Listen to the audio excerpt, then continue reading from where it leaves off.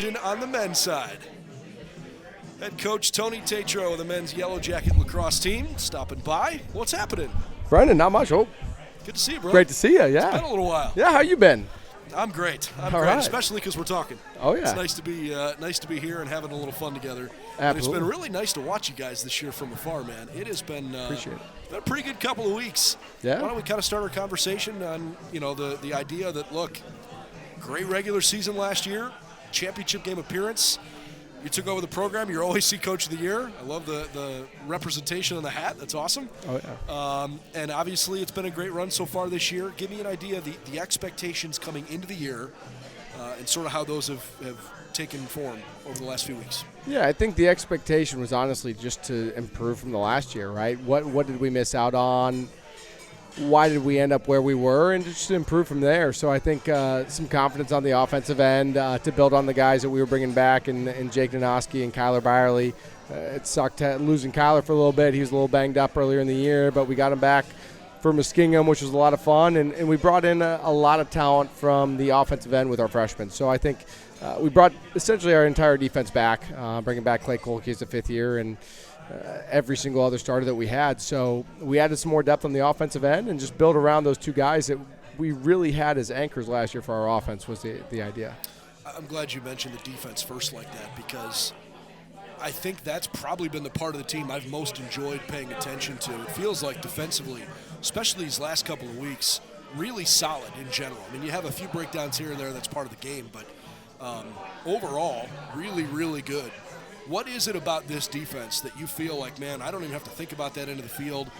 I just know that they're going to do their job well. Yeah, I love that you say you don't even have to think about that end of the field. We do a couple scout things, but they've been starting and playing for all these seniors for 4 years with me. You know, I coached a defense as a defensive coordinator here before I was a head coach, and it's at the point where I just let them do their thing. And they're having a ton of fun out there.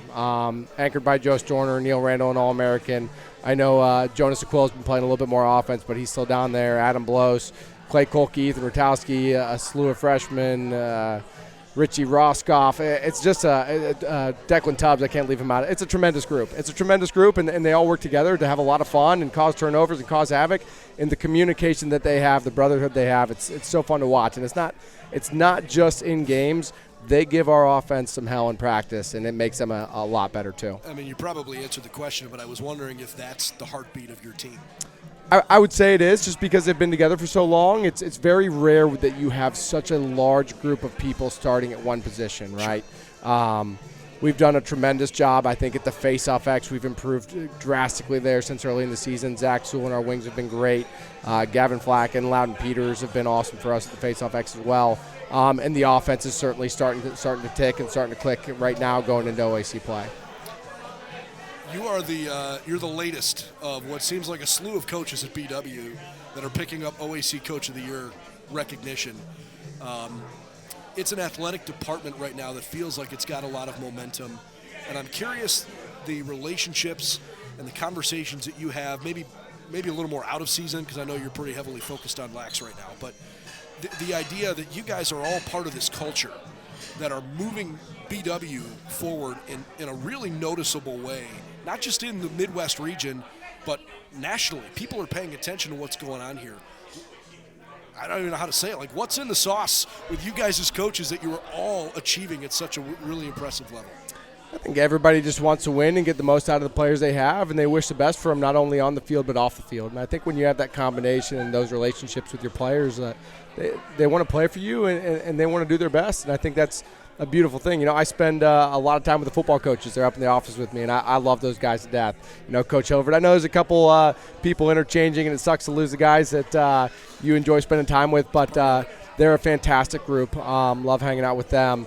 There's just coaches all in the department that, you know, they put their players ahead of themselves. And I think that's a truly tremendous thing, that they care about the success of those individuals more than they care about their individual success. And I think it goes a lot for those coaches. It speaks to itself. I know we just got finished with Bree talking on the ladies' side, but I hope you have a unique perspective of this, because you've been here as an assistant coach when she was here playing, and now she is in a different role as a coach. How have you seen her change in these last couple years as she kind of went away from school and came back and has been a real staple and help for Nicole. Yeah, I think, I've been here for a while, and I've seen a lot of assistant coaches come and go through the women's lacrosse program, a lot of really good ones. But Berea, she loves BW. She loves BW, and I think she's matured a ton. I think she's going to do a ton for our women's lacrosse program. I think she's very down to earth. She really cares about the girls, and she cares about getting the most out of them, and I think she's done a great job in recruiting so far. I think she just really cares about the team and the future of this program, and that's a really important thing. I want to give you a chance to talk about your assistant coaches, and I don't want to leave anybody out. Mike, Tyree, Rory, and Bill Schmolt, who I've known since I was half the age I am now, from back in my City Nations days. Give me an idea at how much you've leaned on those guys this year. Yeah, I will add. I gotta plug Mike Nanoski, who you might be familiar with him. He's not on the website, but he's on our coaching staff too. We'll talk to sports information about that. We gotta get him on there. No, they've been fantastic. I mean, Coach Perino with the offense, just teaching them conceptually on how to improve every single day. I think that's the foundation of any good unit is the concepts and the fundamentals. He's done an exceptional job of that, filling in some good shoes with Dom last year. Coach Schmoltz really done a great job at the face-off X. It's something that it's tough to get punched in the face early on in the year, but to rebound like that unit has been exceptional. We went from not a very good face-off unit to, I think, arguably one of the best in the OAC. And we lost a player last year that was the OAC Rookie of the Year, and we had Zach Zuhl, dual sport athlete, step up, and he's been tremendous for us. And all the credit in the world to Coach Schmolt in that unit. Coach Jeffers running the box. Coach Nano helping with the offense. Coach Tyree helping me with the defense. They're just great guys, and I can delegate a lot through them. So, I do think it's kind of funny to think about Coach Nano. How has that dynamic, and I was talking to Bree about this a bit earlier too, how's that dynamic, working for him, knowing like, hey, look, I used to play with some of these guys, and they can't look at me in the same light anymore. Yeah, How's he handling that? He's, I think, far enough removed where the only person that really knows who he is his brother and some of his friends. So that's been a fun, interesting dynamic. He does a really good job with that, just giving him pointers every single day. And I think that's the biggest thing about him because he played here is like he's just out there to give guys pointers. Like how do I make each individual guy's game a little bit better? Coach Nano, he won a national championship in Lemoyne, and he's an exceptional player in his own right. So just having him around, his energy is fantastic. He's always bringing the juice for the boys. So 8 games left on the slate for the Jackets after they won their conference opener on Saturday against Muskingum. They've got home games on the schedule against Marietta, Capital, Wilmington, and one on Wednesday night that might be a pretty big game. It'll be a fun one. Always is. It always is, that's for sure. John Carroll's coming to town. For folks that haven't paid attention yet this year, give us an idea what you hope Wednesday's going to bring. Yeah, I think you're going to see 2 exceptional defenses. I think you're going to see 2 young offenses, which will be a fun thing to see who figures that out. I'm confident in our boys. And I think at the face-off X, I think Zach Zuhl is going to give them a heck of a battle. And I think the transition piece is going to be really important. But I'm really excited to see which offense emerges versus the 2 defenses, right? So it's going to be fun. Oh, yeah. It's going to be physical and fast, I'm sure. Absolutely. It always is. Wish you all the best. Thank you so much for stopping by, man. And Absolutely. I hope it's a long, fun April with 8 more wins in a row.